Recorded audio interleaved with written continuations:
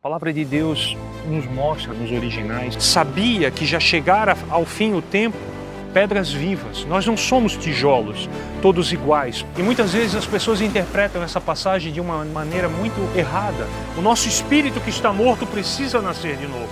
É celebrado um feriado em Israel, o dia do Purim. Ele não tinha condições nem de cobrir a sua própria nudez, ele era totalmente inútil. Prendeu a Pedro, tocou a orelha de Malco e o curou. E Deus é misericordioso para nos levar a esse lugar.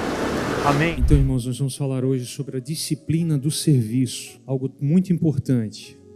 Independente de você servir ou não na igreja, independente de você ter o desejo ou não, nós todos, diante de Deus, somos chamados para servi-lo, direta e indiretamente. O fato de você não estar aqui num hall de diácono, num hall de professor, num hall de músico, numa escala de abertura de culto, de fazer oferta, de cuidar do estacionamento, não te isenta disso. Todos nós somos chamados para servir ao Senhor. Não há diferença mais entre o nosso trabalho secular. Isso foi feito há muitos anos, há séculos atrás, por alguém, eu já li a respeito, mas não me lembro quem, que separou o secular do sagrado. Mas a minha vida e a tua vida, ela é um todo para Deus. Certa vez na Rússia comunista, um homem foi julgado e condenado à morte por pregar o evangelho, bem na época do Stalin, daquele pessoal lá, sanguinário. E os próprios comunistas, os próprios stalinistas que fuzilaram aquele homem, falaram para ele o seguinte: a única semelhança que existe, eu não estou falando de política, tá? Mas preste atenção nisso, talvez Deus queira falar contigo.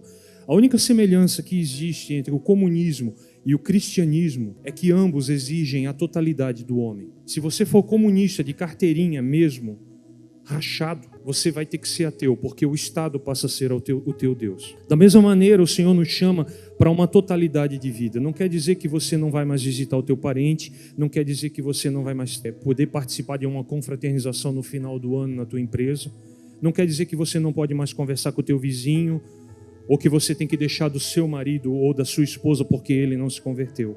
Não é isso. É a totalidade do teu coração que é o que Deus busca, do meu e do teu coração.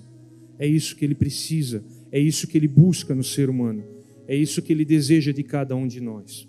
Amém? E eu quero começar falando sobre uma passagem muito conhecida que está em Mateus 20 e 17. Amém? Posso ler? Diz assim a palavra do Senhor: estando Jesus para subir a Jerusalém, chamou à parte os 12 e em caminho lhes disse: eis que subimos para Jerusalém, e o Filho do Homem será entregue aos principais sacerdotes e aos escribas. Eles o condenarão à morte e o entregarão aos gentios para ser escarnecido, açoitado e crucificado. Mas ao terceiro dia ressurgirá. Então chegou a ele a mulher de Zebedeu com seus filhos e, adorando-o, pediu-lhe um favor. Perguntou-lhe ele: o que queres? E ela respondeu: manda que no teu reino esses meus 2 filhos se assentem, um à tua direita e o outro à tua esquerda. Mas Jesus respondeu: não sabeis o que pedis. Podeis vós beber o cálice que eu estou para beber? Responderam-lhe: podemos. Então lhe disse: bebereis o meu cálice, mas o assentar-se à minha direita e à minha esquerda não me compete concedê-lo. É porém para aqueles a quem está preparado por meu Pai. Ora, ouvindo isso, os 10 indignaram-se contra os 2 irmãos. Então Jesus, chamando-os, disse: sabeis que os governadores dos povos os dominam e os maiorais exercem autoridade sobre eles. Não é assim entre vós. Pelo contrário, quem quiser tornar-se grande entre vós será esse o que vos sirva. E quem quiser ser o primeiro entre vós será vosso servo, tal qual como o Filho do Homem, que não veio para ser servido, mas para servir e dar a sua vida por resgate a muitos, ou em resgate por muitos. Amém? Algumas pessoas, eu vi uma frase recente numa mensagem muito boa que eu ouvi, que o instrumento que Deus te oferece, quando você vem para Ele, para servir, não é um cetro, não é um cajado, não é uma vara, independente do teu ofício na igreja, é uma toalha para lavar os pés. O que é lavar os pés? A parte do meu corpo, Pedro disse, então me lava todo, né? Não só meus pés, mas a parte do meu corpo, que toca esse mundo, figuradamente, é o meu pé. E a Bíblia diz que nós não estamos mais no mundo, nós não somos o mundo, nós estamos no mundo, melhor dizendo. Então eu continuo caminhando sobre esse mundo caído, e a parte do meu corpo, figuradamente, fisicamente, na verdade, que toca esse mundo é o meu pé. Então, se eu estou lavado pela palavra, se eu entreguei a minha vida para Jesus, se você anda com Jesus, se você um dia se rendeu, se entregou a Ele, busca uma vida com Ele, o que você precisa? Você precisa a cada dia lavar os pés, deixar que os seus pés sejam lavados por Jesus, e lavar os pés dos outros também, no sentido de perdoar, de aceitar, de que enquanto estivermos nesse tabernáculo, nessa barraca, tabernáculo significa isso, uma barraca.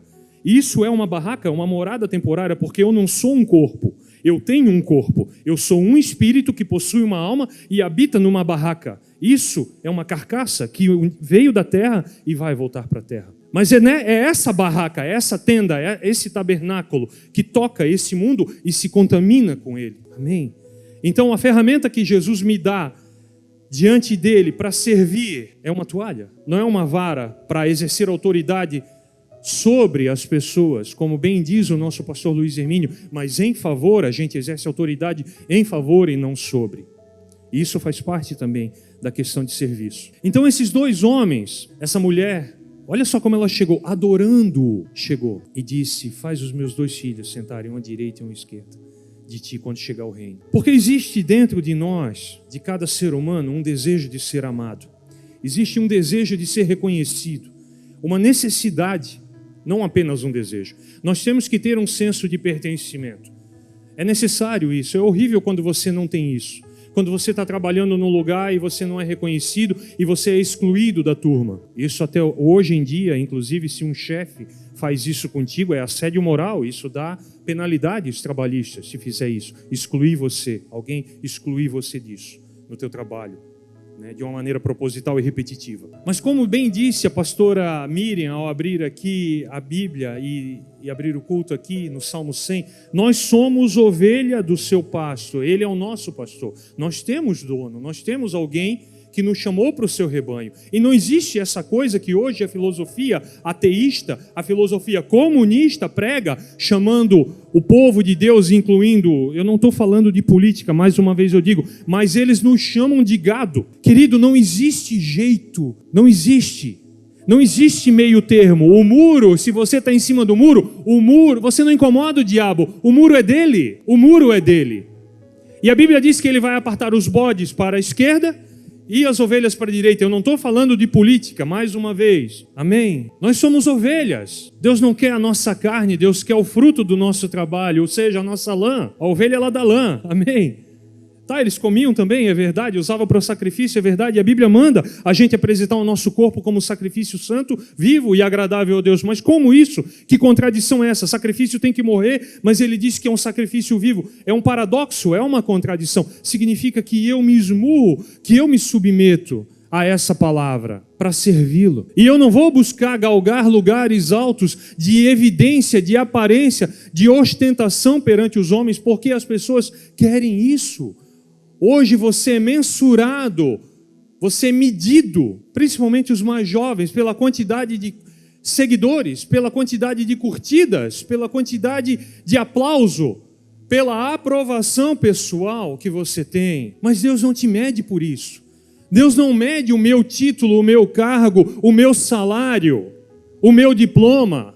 Deus está se lixando para isso. Isso não muda o meu nível diante de Deus. Ainda essa semana eu ouvi uma mensagem e eu achei um tanto quanto que herética quando o cara começou a pregar, um americano muito abençoado. E ele disse que Jesus ele não morreu porque eu era um pecador. E eu disse, calma lá, cuidado.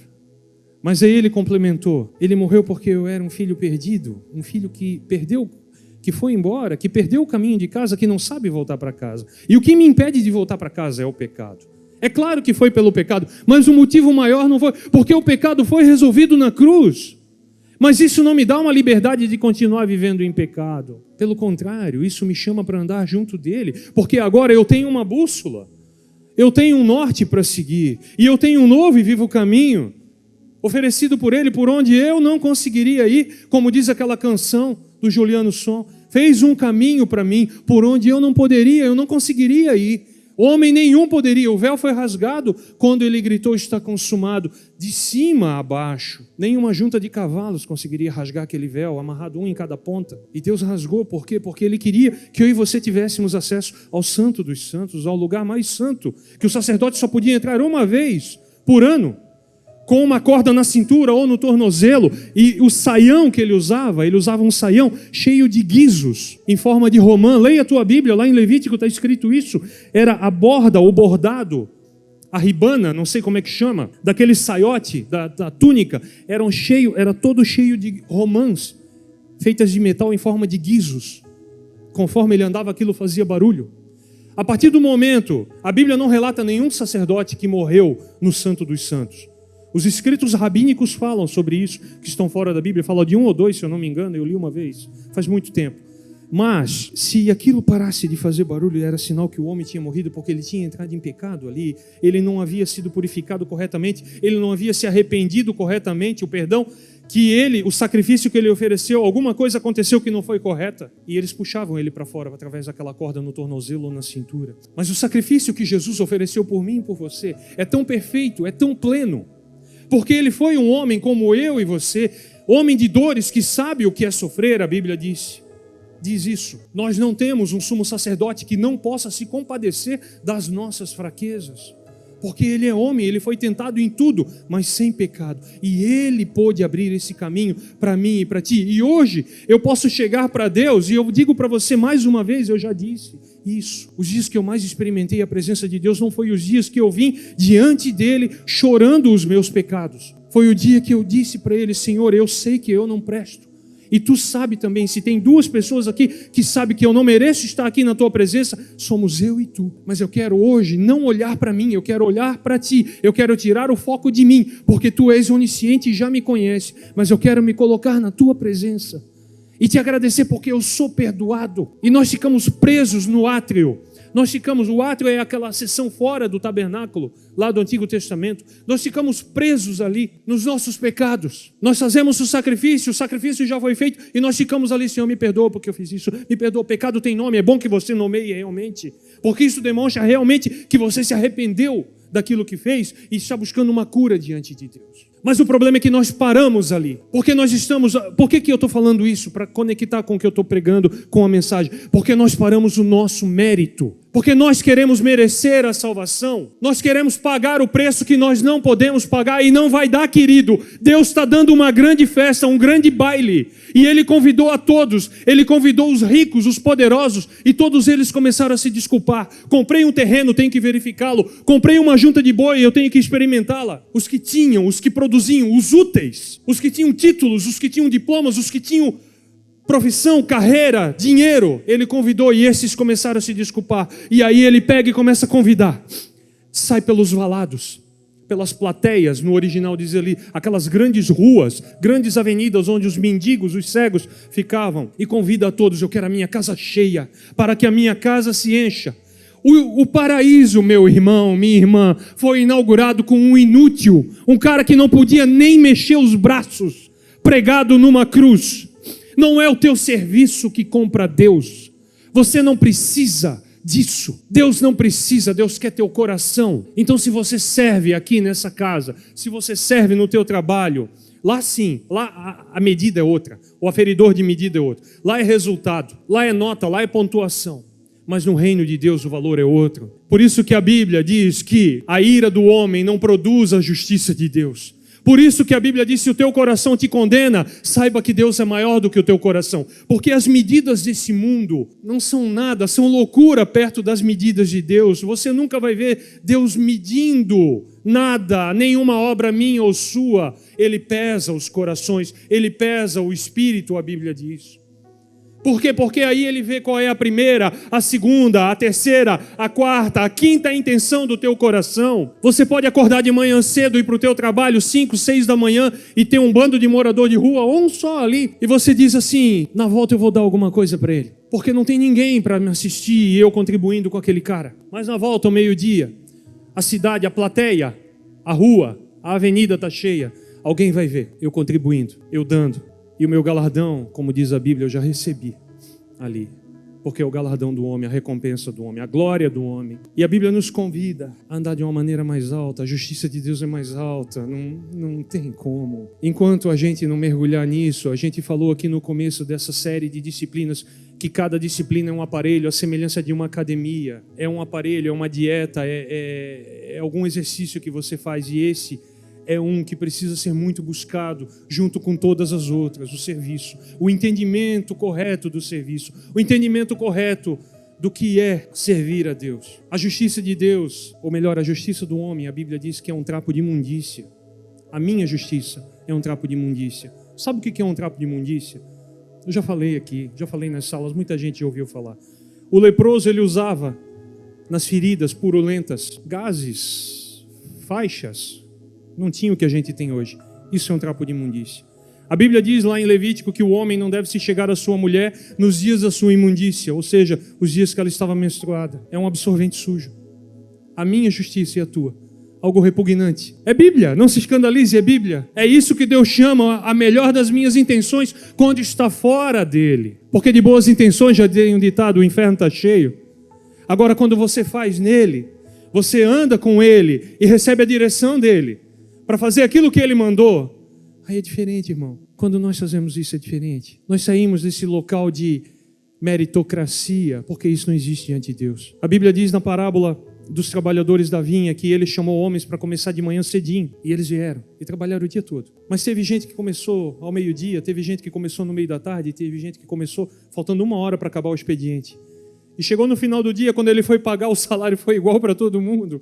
Que justiça é essa? Que justiça é essa? E você ainda quer comparar? Você ainda quer comparar? Obrigado. Aquilo que Deus mede, ou melhor, pesa, com a minha medida, não tem como. Com a tua medida, não tem como. O 70 vezes 7 é só uma figura. É só uma figura. Se Ele me manda, pecador que sou, ruim que sou, orgulhoso que sou, duro de coração que sou, perdoar 70 vezes 7, quanto mais Ele não está disponível para me perdoar cada vez que eu me achego a Ele. E eu concordo então com aquele pregador que num momento eu achei que era um herege. Obrigado, Senhor, porque eu sou perdoado. Em primeiro lugar, obrigado porque eu sou perdoado, porque isso não vem de mim, nenhum esforço meu pode me dar isso, mas isso vem de Ti.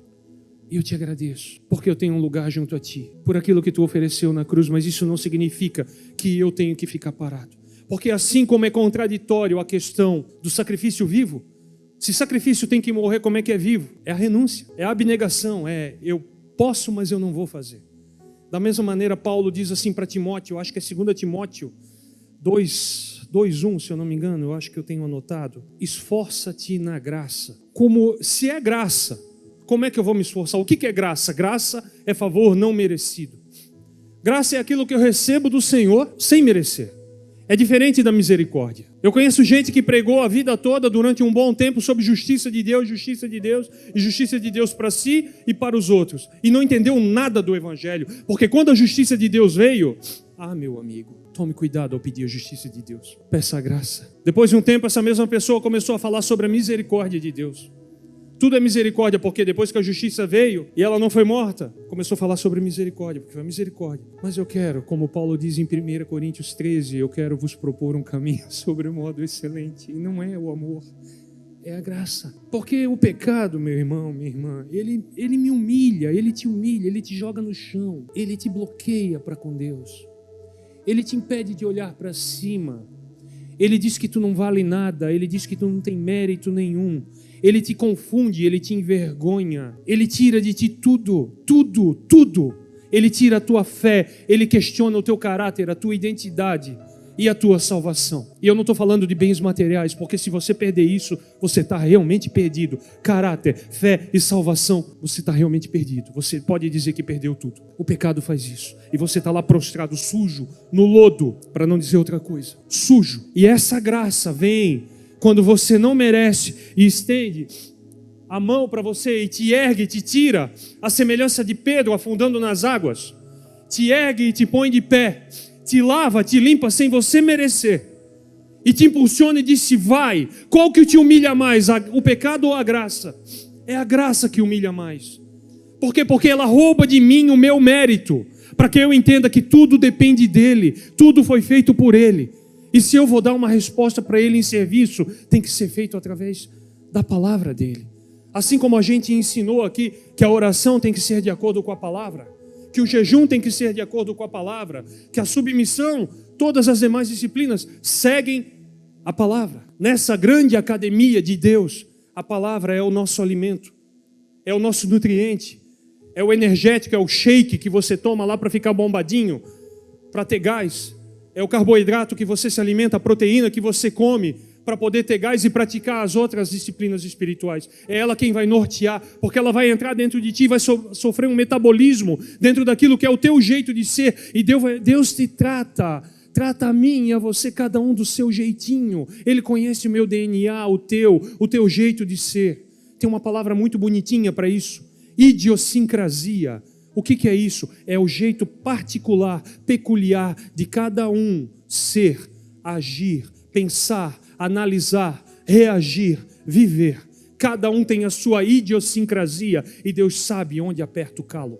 Deus sabe onde te tratar. Deus sabe como fazer as coisas funcionarem, onde tem efeito e onde não tem. Tem pessoas que são movidas por elogio, como a gente está falando aqui, tentando falar, está difícil. E se recebe uma crítica, meu amigo, mata a pessoa.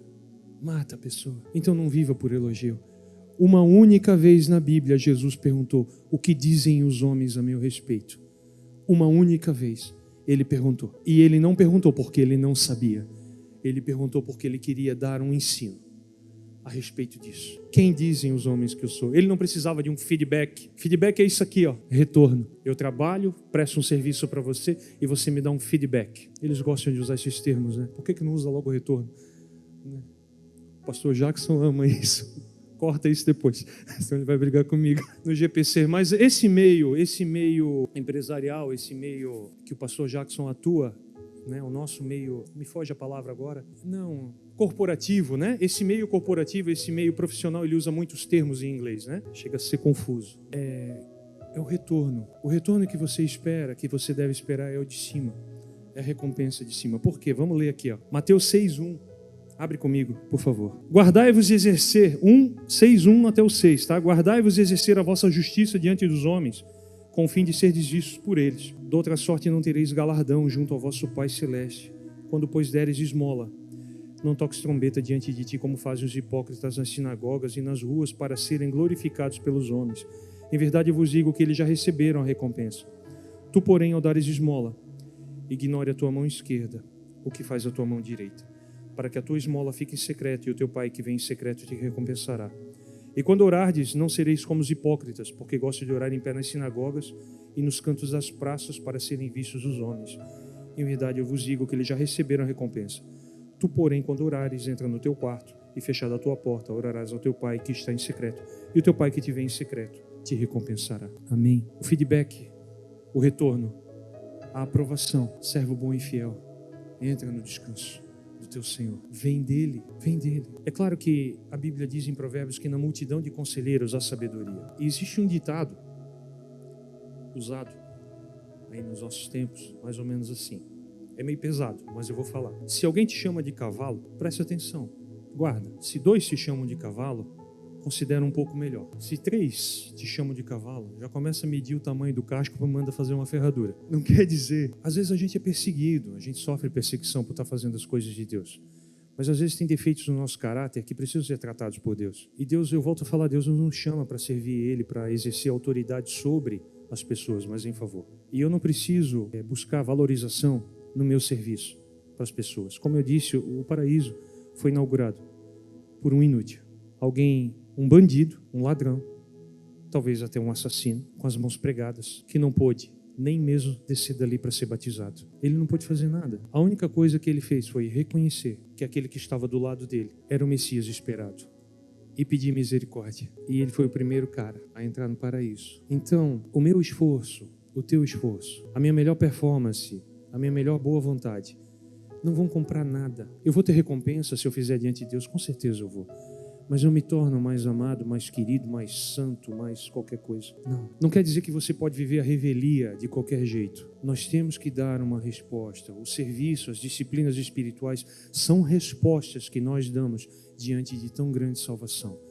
Mas o problema Eu volto a dizer, você está ouvindo essa mensagem e você vai ser confrontado amanhã e daqui a um mês você não vai lembrar talvez do que eu estou falando aqui, porque isso tem que ser algo que tem que ser revivido continuamente.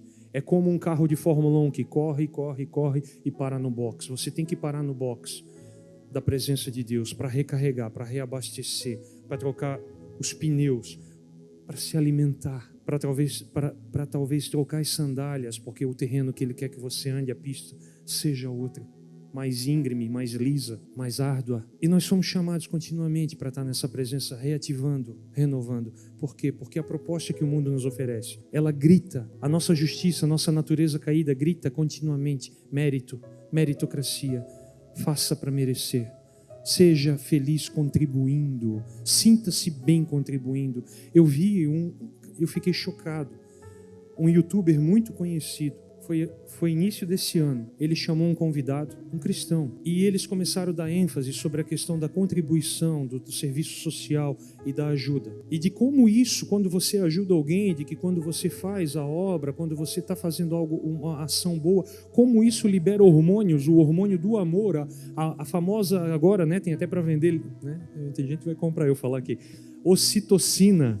Tem para vender com receita, tá? Controlado. A ocitocina. Quando dizem que aquela passagem da Bíblia que diz que a mulher quando tem um bebê e ela pega o bebê no colo depois do parto, das dores de parto, ela esquece a dor. As irmãs aí vão, né, que tiveram parto normal vão me falar.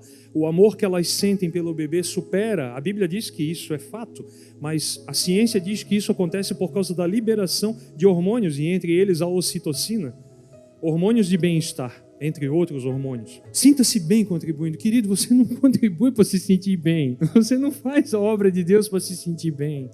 Não, é sacrifício vivo. É renúncia. É difícil. Você não é chamado. Felicidade não é fruto do Espírito. Alegria é fruto do Espírito. Ele não prometeu felicidade. Ele disse, no mundo tereis aflições, mas tende bom ânimo. De todos os discípulos. Podereis beber o meu cálice? Podemos.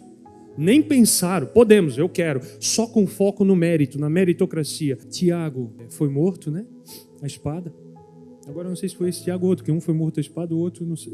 Cada um morreu de um jeito, você pesquisa ali. O único que não morreu de uma maneira martirizada, mas sofreu muito como escravo na faixa dos 90 anos, foi João, que escreveu o Apocalipse, que escreveu o Evangelho de João, as 3 cartas de João e o Apocalipse. E tem gente dizendo que não foi ele que escreveu o Apocalipse, porque o grego é um pouquinho diferente. Gente, ele estava com mais de 90 anos naquela época, não era que nem hoje. Foi um escriba que escreveu, ele pegou, o grego é parecido, tem semelhanças. Por quê? Porque ele foi ditando e o cara foi botando a caneta dele ali. O escriba lá, para quem estava ouvindo, foi botando o grego dele ali. Foi ele sim, pode ter certeza. O único, mas trabalhando de escravo numa mina na ilha de Patmos. Então no mundo tereis aflições. Paulo foi decapitado. E a gente reclama quando uma coisa pequena acontece com a gente. Um espetáculo. Imagina, Jesus foi crucificado nu. Na última aula que eu ministrei aqui sobre simplicidade, eu falei que o bercinho de Jesus era um coxo onde uma vaca come. Quando ele entrou no mundo, ele entrou de uma maneira humilde. Quando ele deixou o mundo nu, pregado numa cruz. Mas ele reina. E nós queremos meu nome em cartaz. Meu nome em cartaz. Nós queremos o aplauso, nós queremos a tapinha nas costas. O valor de Deus é outro, querido. Não é assim entre vós, pelo contrário. Quem quiser tornar-se grande entre vós, seja esse que vos sirva. E quem quiser ser o primeiro entre vós, será vosso servo. Quem busca coisas grandes, aquilo que é... Jesus disse que aquilo que é exaltado, presta atenção nisso. Jesus disse, o que é exaltado entre os homens é abominação diante de Deus.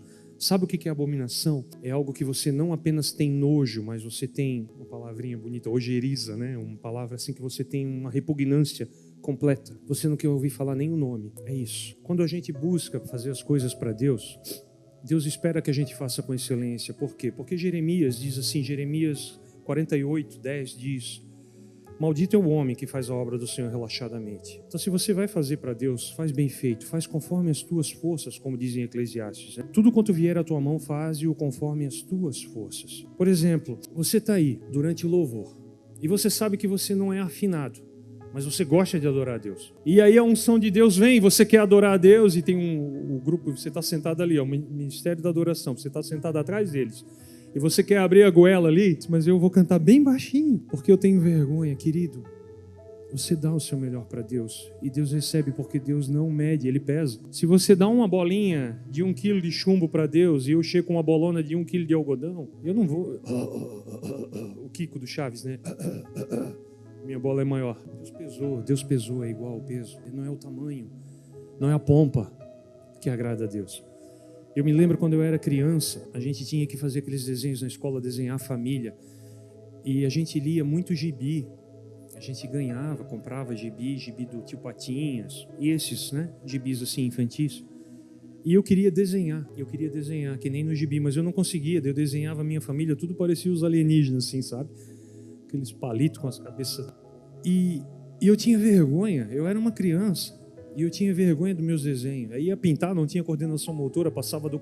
Mesmo desenho que a professora dava bonitinho, ia pintar, errava. Errava, passava o lápis da borda, e eu queria desenhar que nem os caras do gibi. Mas quando eu entregava aquele desenho para minha mãe e para o meu pai, eles recebiam. Olha, ele desenhou a gente. Por quê? Porque era o que eu conseguia fazer. Eu não me negava a fazer. Então, quando Deus coloca algo para você fazer, se você não sabe fazer tão bem quanto o expert, o cara que tem a habilidade natural, o talento, mas Deus quer que você faça, vai lá e faz, conforme as tuas forças, não se acanhe. Você não está fazendo para Ele, você está fazendo para Deus.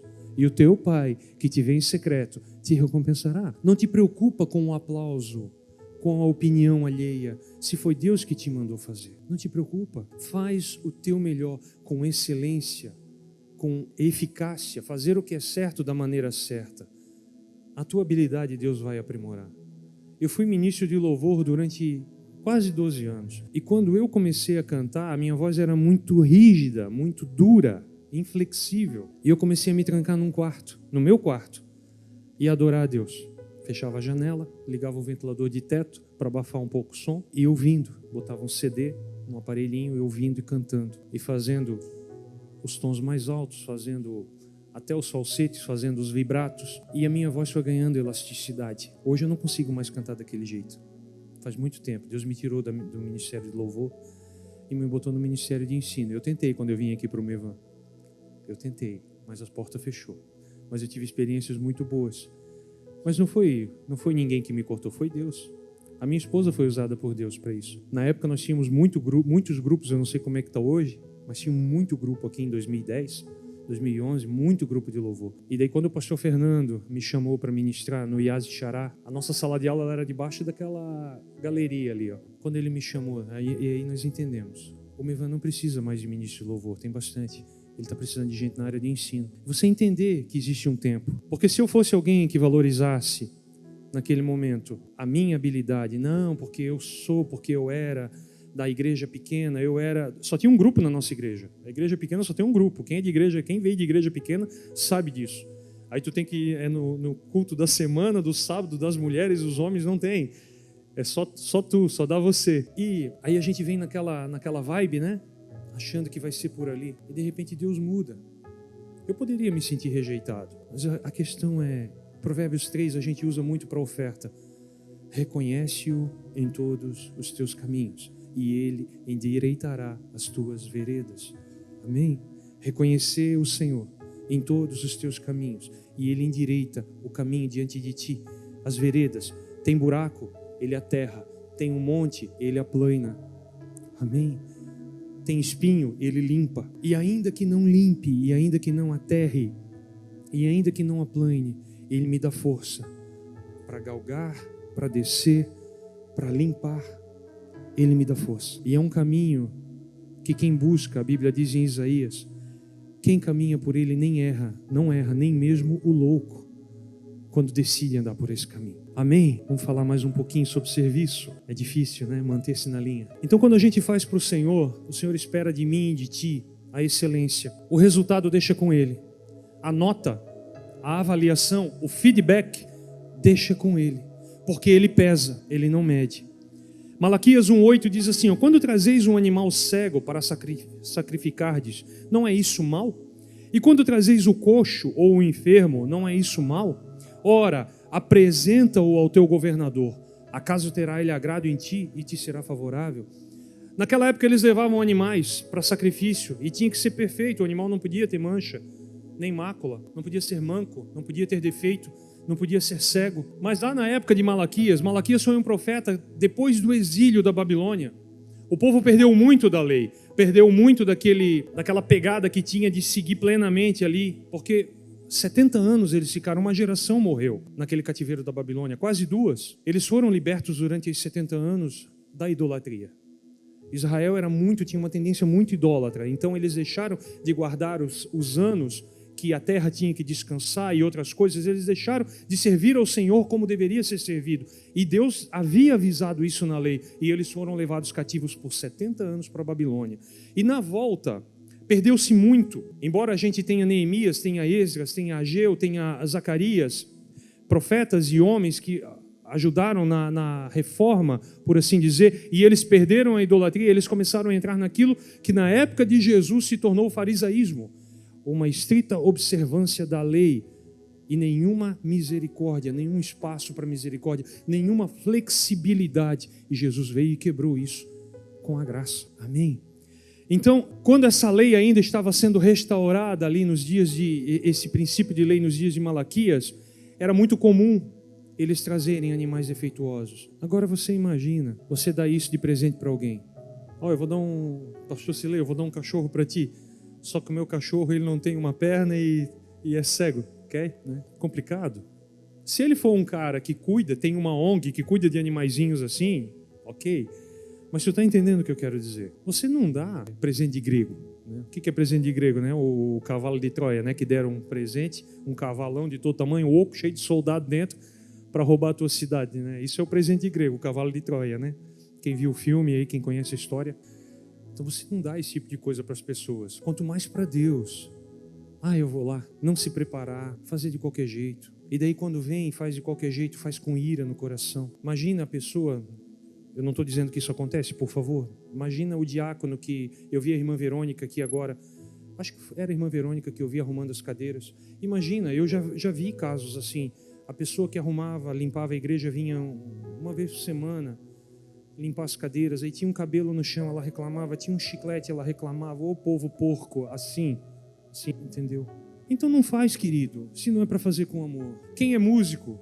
Os músicos estão aí, chegar na hora no ensaio, eu já vi, está sendo gravado, misericórdia, mas deixa, não faz mal, vou falar. Eu já vi gente que não era líder do louvor, o ensaio era às 5, o culto começava às 6:30, então o ensaio durava mais ou menos ali 1 hora, o cara chegava faltando 5 minutos para acabar o ensaio, e na época a gente não tinha o retroprojetor, essa tela, era na película, irmão. Não tinha o data show, era retroprojetor, melhor dizendo. Era na película. Lembra da película que a gente imprimia? Aquela transparência. Aí imprimia e colocava e projetava a letra. Aí o cara chegava assim, esse não, esse eu também não quero. E um dia eu fui orar. Antes, e orei, Senhor, eu orei Jeremias 48, perdoa-nos por fazer a tua obra tão relaxadamente. Ficou magoado comigo. E depois foi excluído e não sabe por quê. Caráter, meu irmão. Sim, sim, não, não. O que é sim, sim, não, não? Se eu vou fazer, eu vou. A minha palavra. Mas como disse o pastor Genilson, vamos dar um passo além na graça. Se Deus quiser, eu vou. Eu pretendo ir, irmão. Bota o meu nome ali, está confirmado. Se Deus quiser, eu vou estar lá. Só se Deus não permitir. Vamos colocar a soberania de Deus assim. Mas é sim, sim e não, não. Essa palavra diz respeito ao juramento, à promessa. Assumir compromissos e cumpri-los. Isso é servir com excelência. Isso é agradável a Deus. Por outro lado, existe aquela parábola dos 2 meninos, dos 2 filhos, que o pai pediu, vai lá, faz tal coisa. Não vou. E chegou para o outro e diz, vai lá, faz isso para mim. Tá bom, estou indo. Aí aquele que disse que ia, mudou de ideia, não foi. E aquele que disse que não ia, pesou-lhe o coração. E arrependido foi lá e fez o que o pai mandou. Aí Jesus pergunta, qual dos 2 fez a vontade do pai? Ali não houve um sim, sim, nem um não, não. Houve um sim, não e um não, sim. Amém? Estão entendendo? Só que é aquilo que eu estou tentando comunicar para vocês. Deus pesa o coração. A prontidão do coração. Porque muitas vezes a gente diz não, mas o coração pesa. Muitas vezes a gente está magoado com alguém, mas vai lá. Diz que não vai fazer, diz que não vai. Às vezes o casal discute, mas pesa o coração. E a maior parte dos frutos de arrependimento são gerados não por palavras, mas por serviço, daquilo que a gente gera como arrependimento. E isso é uma bênção, isso é uma bênção. O cristianismo não é uma religião boa para os que estão interessados em reconhecimento. Deus tem um propósito, é exaltar a Jesus. Paulo disse que embora eu seja livre de todos, eu me faço servo de todos. Tudo quando fizerdes, diz a palavra de Deus em Colossenses, fazei de todo o coração como para o Senhor e não para homens, cientes de que recebereis do Senhor a recompensa da herança. A Cristo Senhor é que está servindo. Então, nisso tudo, irmão, a nossa intenção não é... Se você está fazendo certinho, amém, eu quero te encorajar, eu quero te exortar a continuar fazendo isso. Exortação diz respeito a encorajamento. Mas se você está errado em algum ponto, se essa palavra de alguma maneira te confronta, ela não é algo para te afrontar, para te ofender, para te expor. Eu não conheço a tua vida, eu não sei de nada aqui, não estou olhando, não é palavra encomendada. Eu poderia dar uma palavra encomendada, poderia. Embora eu não seja integrado aqui nesse ministério no Mevan, eu faço parte aqui do corpo, eu sirvo aqui, eu conheço os problemas, muitos dos problemas que existem aqui. Eu poderia estar dando indireta para muita gente. O Beto convidou bastante gente para estar aqui e eu poderia usar dessa oportunidade para deixar a minha justiça, o meu trapo de imundícia, exalar o seu mau cheiro aqui em cima. Mas isso eu não posso fazer isso diante de Deus, eu tenho temor de estar aqui. Amém? Então, o propósito é sempre o confronto, não a afronta, não é te ofender, porque quem te afronta quer teu mal, como diz o Luiz Hermínio. Quem te confronta quer o teu bem. Então, existe uma palavra na Bíblia chamada admoestação.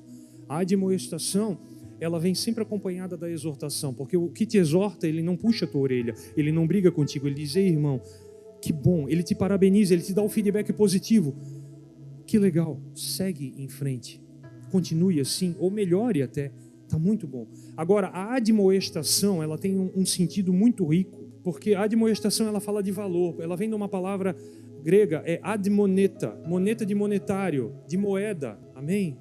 Então, a admoestação, ela tem o sentido de eu puxar a orelha de alguém, de eu dar uma bronca, de eu chamar a atenção, no sentido de restituir o seu valor original em Deus. Amém?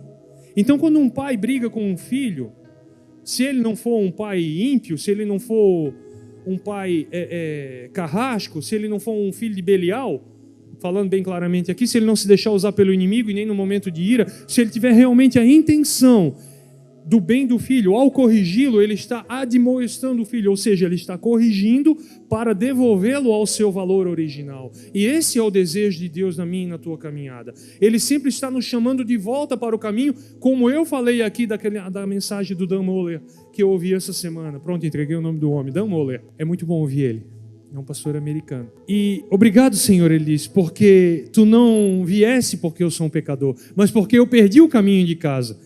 Embora o pecado me impeça de achar o caminho foi aberto. Então a admoestação, ela vem, volta para cá, volta para o caminho, puxando pela orelha, volta. E a exortação, ela vem para encorajar, continua no caminho, não te desvies nem para a direita nem para a esquerda, segue reto toda a vida, como diz aqui na nossa região. Amém? O pastor Natan falou na aula passada sobre autoridade e submissão, né? Eu não estive presente e não ouvi. Mas a respeito disso, eu quero falar rapidamente sobre essa questão de hierarquia, que ela existe no mundo espiritual. Quando Miguel, o arcanjo Miguel, lá na epístola de Judas, pleiteava sobre o corpo de Moisés, ele não usou nenhuma palavra ofensiva contra Satanás. Ele disse, o Senhor te repreenda. Porque numa hierarquia celestial, o arcanjo aparentemente estava debaixo do querubim. E Satanás era um querubim, de acordo com Ezequiel 28. Então, se você não se submete no ato de servir, nós estamos falando de serviço, amém?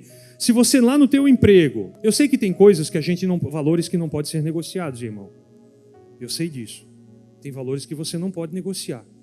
Tipo, o teu chefe diz que eu não estou. É complicado. Ó, ligação para ti, diz que eu não estou. Ele mandou dizer que não está. Eu já tive um chefe que era crente e ele pediu. Ele me mandou praticamente, me dispensou, não me mandou embora porque a gente estava trabalhando, não era um trabalho nada assim. A gente estava fazendo um serviço, um bico assim, um negócio, uma tentativa de ver se o negócio ia dar certo. Embora o empreendimento era dele, e eu tinha técnica, e ele me chamou e ele disse que não ia dar mais certo. Por quê? Porque ele mandou eu mentir. Eu disse para ele, peraí, tu está querendo que eu minta para o cara que vem entregar as coisas aqui? Meu Deus, eu mexi num vespeiro de orgulho, de arrogância. Isso faz muito tempo. Então, é complicado, mas você tentar não negociar os teus valores ao máximo é importante. Não negocie teus valores, mas se submeta, principalmente ao Senhor, busque ao Senhor a direção. Por que eu falo isso para você? Isso é na igreja, Isso é princípio para filho em relação ao pai. Porque se o filho não se submete ao pai, é um mandamento com promessa. Honra teu pai e tua mãe, para que te vá bem e se prolongue os teus dias na terra. Porque o filho que se rebela contra o pai, lá em Provérbio, diz que os pintões, os corvos, né, a palavra na minha tradução diz, lá do brejo, comerão os olhos. Isso é uma alusão a demônio. O rebelde busca senão o mal, por isso o mensageiro cruel será enviado contra ele. E Samuel, Deus falou para Samuel, em relação a Saul, que a rebelião é como feitiçaria e a obstinação como idolatria. O que é isso? É invocação de demônio. Quando você não se submete à autoridade, irmão, para pensar um pouquinho. Quando você não se submete à autoridade, você está abrindo uma brecha para demônios entrarem na tua vida. E o propósito de Deus, através das disciplinas espirituais, não é só o nosso crescimento, é a nossa proteção. Porque você está protegido quando você ora, você está protegido quando lê a Bíblia. Você está protegido quando se submete. Existe um livro do John Bevere que se chama Debaixo das Suas Asas. É um livro muito bom. Eu peguei o livro, achei que era um livro sobre adoração, alguma coisa que nada. É um livro que só fala sobre a autoridade espiritual e a proteção debaixo das asas de Deus que existe quando eu me submeto. Experimenta te levantar contra o teu pastor e o teu líder para ver a legião de demônio que vem contra ti. Não estou te amaldiçoando. Não estou. É um princípio, é uma lei espiritual. Então, se você está servindo na igreja e não concorda com teu líder, e não tem jeito de você submeter, querido, vai para o banco. Vai para o banco ou muda de ministério. Não fala mal. Não fala mal. Não levanta calúnia, maledicência. Não fala mal.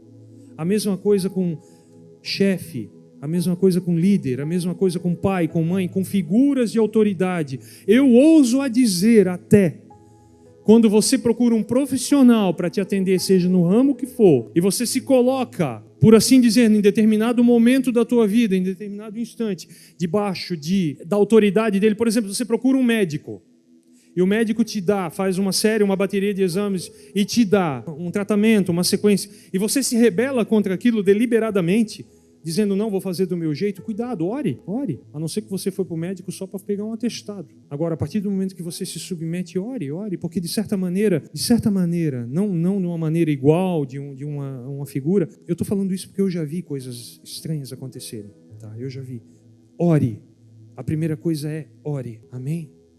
Ore a respeito. Eu já vi coisas estranhas acontecerem, de pessoas se levantarem contra determinado tratamento e colherem de uma maneira muito terrível consequências ali, porque se levantaram contra uma autoridade que ela mesma constituiu. Eu não quero criar confusão na cabeça de ninguém, eu espero que vocês estejam me entendendo.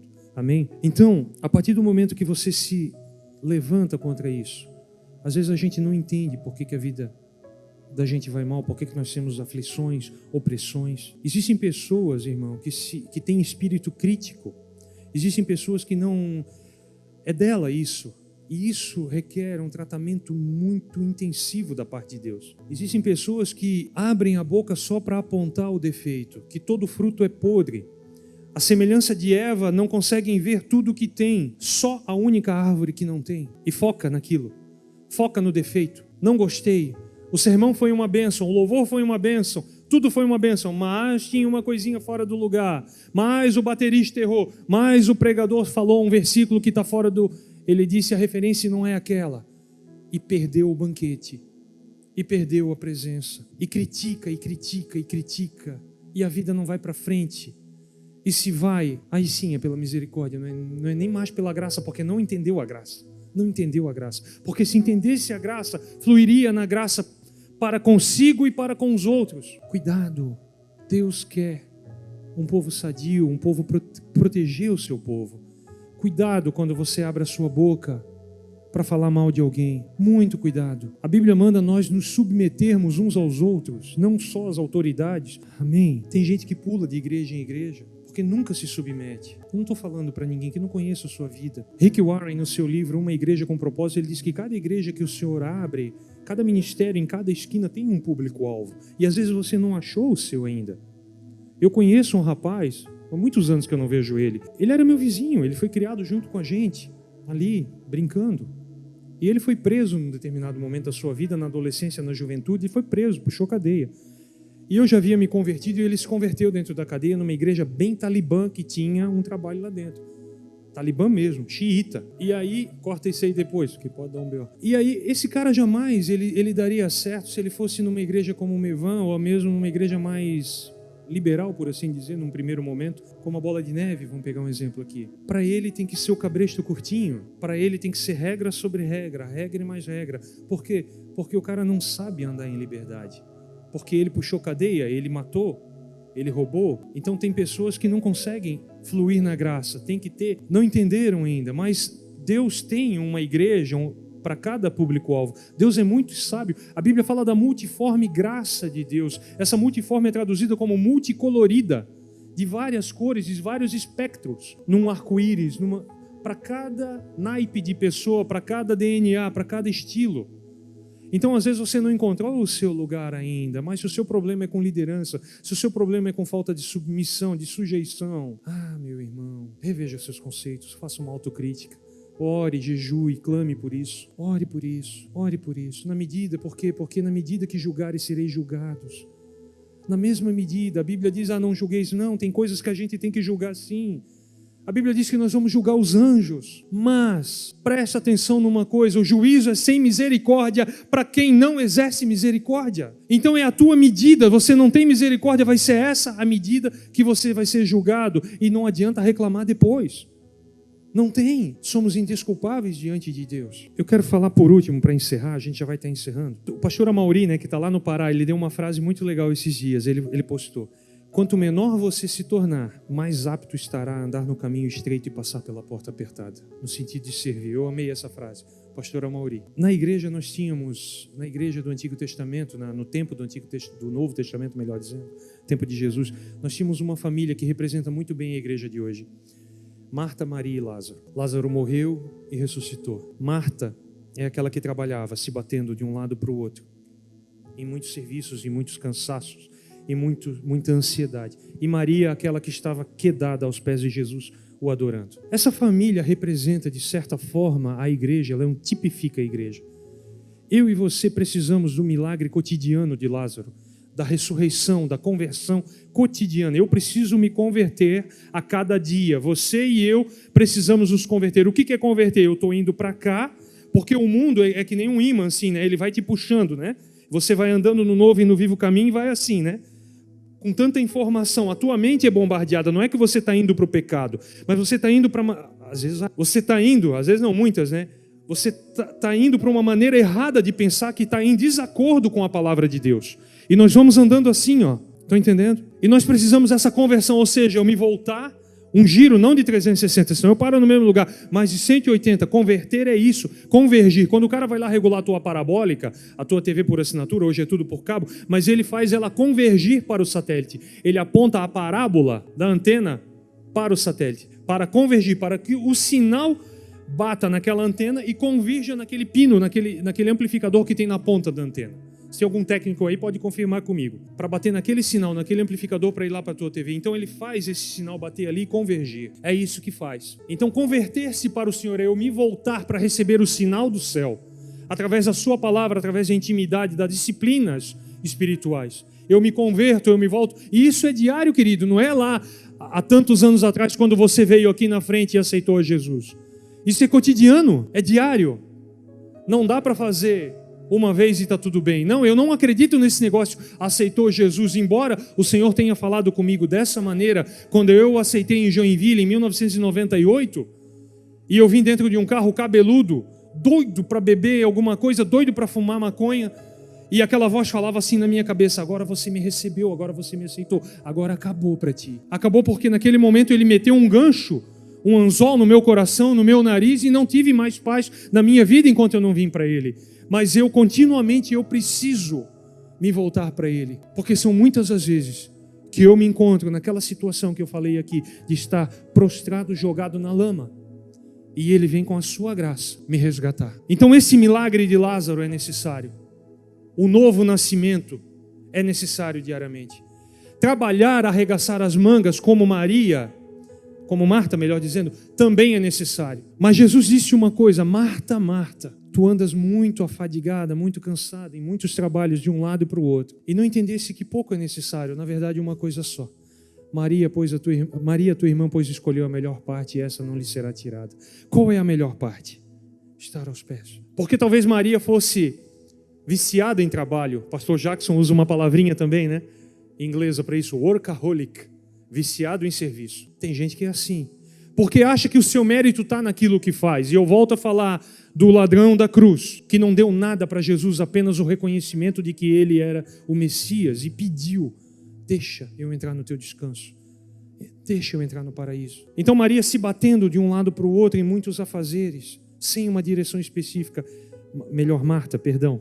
Não me critique, é o espírito crítico, eu acabei de falar. A gente erra muito. E Maria liquidada, adorando ao Senhor. Ela, pois, escolheu a melhor parte, e essa não lhe será tirada. Essa é a parte que me cabe, essa é a parte que te cabe. E aos pés dele. Porque ali eu renasço. Ali eu sou recarregado. Ali, como diz aquela canção do Vineyard, que eu amo, ali eu posso cantar: tu fazes cair as barreiras em mim, por tua bondade libertas meu ser. Ali eu canto isso. Tu me cercas com alegres cânticos de livramento. Ali eu sou lavado, ali eu sou puxado da lama. Ali não só os meus pés são lavados, a minha boca é lavada das palavras duras que eu falo.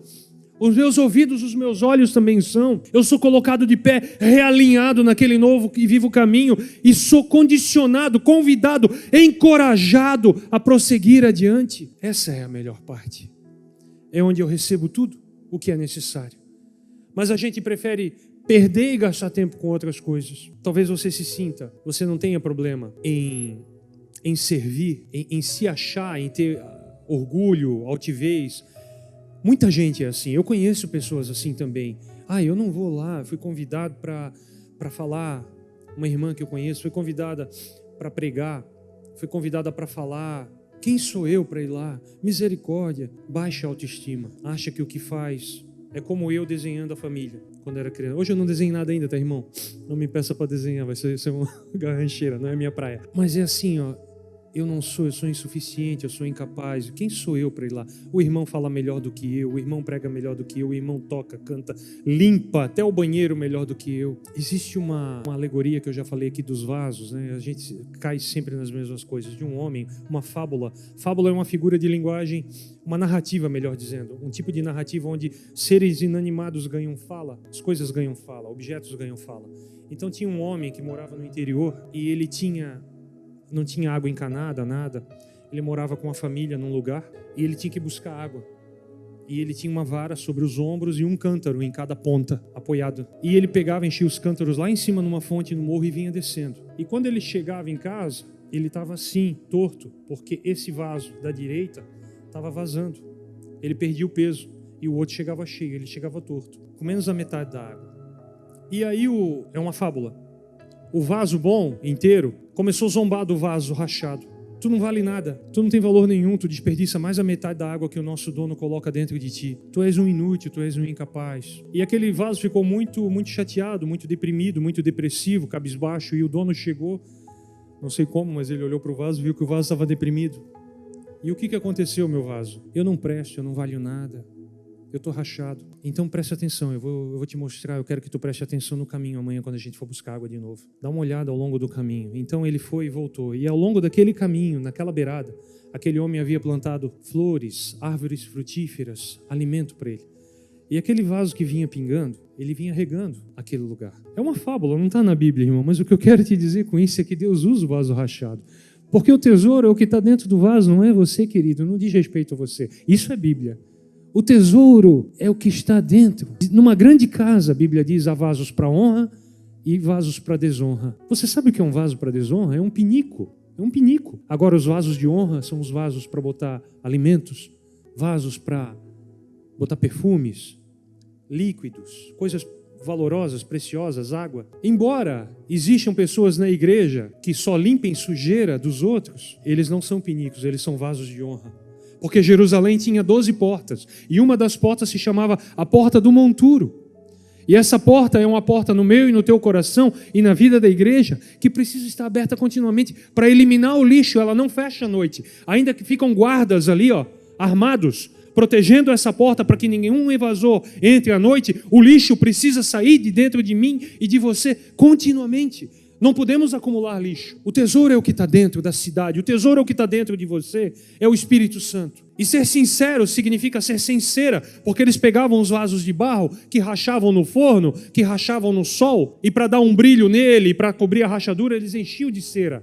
E a palavra sincero deriva disso, sem maquiagem, sem esconder o que eu sou, sem esconder a minha autenticidade, sem querer parecer o que eu não sou. Quando Jesus chama de hipócritas, aqueles que gostavam de orar em público, de dar oferta em público, de jejuar em público, fazer cara de coitado em público quando estava jejuando, hipócrita, a palavra hipócrita traduzindo é ator, o ator da tragédia e da comédia lá do teatro grego é hipócrita, a palavra, alguém que interpreta um papel, que não é autêntico. E Deus procura autenticidade em mim e você. Ainda que você não se sinta digno, querido, você é aceito. Você é aceito, porque Deus quer teu coração. O mensageiro não é importante, a mensagem é que é importante. É o que você carrega, você não tem, nem eu, nem você, desculpa se eu uso muito o você, mas eu estou incluído, amém? Eu estou incluído, eu sou talvez pior do que você, em muitos aspectos. Mas o que importa é o que Ele é. Então, se eu tenho uma habilidade, se eu tenho um talento, eu não tenho que empinar o meu nariz achando que eu sou melhor do que você. Se eu sei tocar, cantar, se eu sei contar histórias para as crianças, se eu sei varrer bem, se eu sei limpar bem um ar-condicionado, alguma coisa, se eu sei fazer um trabalho com esmero, isso é dom de Deus, é a habilidade que Deus me deu para a obra dele, para a igreja, para servir o corpo, não para a minha autoexaltação. Amém? Agora eu vou terminar de verdade, falando ainda sobre se você se sente incapaz, insuficiente, indigno, se você sofreu alguma decepção na sua vida, em algum outro ministério, ou aqui mesmo, ou na sua família, de alguma forma, de alguma maneira. Existe a história na Bíblia de um homem chamado Malco. Malco era um soldado da guarda do sacerdote. Ele era um servo dos sacerdotes. Esse homem, ele almejava de alguma forma, de alguma maneira, em algum momento da sua vida. Deus está te curando. Muita coisa, muita coisa. Deixa Ele te curar, irmã. Muita coisa. Abre essa porta do monturo. Deixa sair tudo. Deixa sair tudo. Aos pés dele. Deixa sair tudo. Olha para frente, para o teu futuro.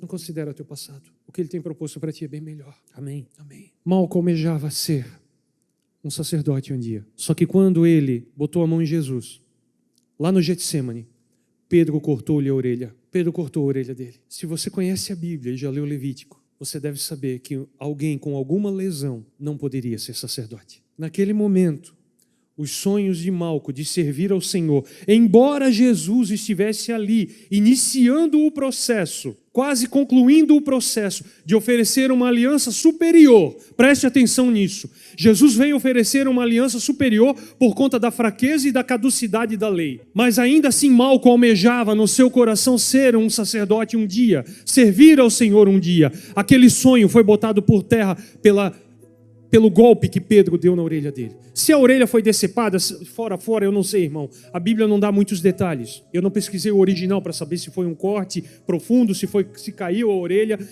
Uma coisa eu sei que Jesus, Ele não fez vista grossa para os sonhos de Malco. Jesus pegou a orelha dele, colocou no lugar e o curou. Embora a aliança que viria logo após isso seria infinitamente superior do que aquela que Malco estava inserida, Deus não ignorou os sonhos, os projetos de Malco, de servi-lo. Amém? E muitas vezes eu e você, no nosso serviço na igreja, podemos dar uma de Pedro, decepando os sonhos das pessoas, porque achamos que esse sonho não condiz mais com a realidade, dentro daquilo que é a minha justiça. E foi repreendido por Jesus, aquele que usa da espada pela espada morrerá. Foi repreendido por defender. Jesus não precisa de ninguém que o defenda. Você precisa de alguém que o obedeça. Você precisa obedecê-lo, melhor dizendo. Ele precisa de alguém que esteja aos seus pés e entenda o que Ele quer e para que Ele veio e o que Ele deseja de você. Ele restaura os meus e os teus sonhos. Ele não faz vista grossa. Muitas vezes estamos fora, deslocados. Daqui a pouco vai mudar, como eu dei o exemplo meu aqui, quando eu vim para o Mevan achando que eu ia ministrar no louvor. Não, agora você não vai ser mais ministro de louvor, agora você vai dar aula, agora você vai lecionar. Ele muda. Agora você não vai ser mais um sacerdote da antiga aliança. Eu quero crer, como diz o Marcos Feliciano e muito pastor usa, eu quero crer que Malco tenha se convertido. Eu nunca li nenhum documento, nunca fui atrás disso, mas acho que vou fazer isso hoje ainda. Da tradição, né? Tem documentos da tradição. O que aconteceu com Malco? Eu quero crer que ele tenha se convertido e tenha se tornado, assim como eu e você, um sacerdote da nova aliança, porque a Bíblia diz que eu e você somos raça eleita, sacerdócio real. Amém. Amém. Glória a Deus.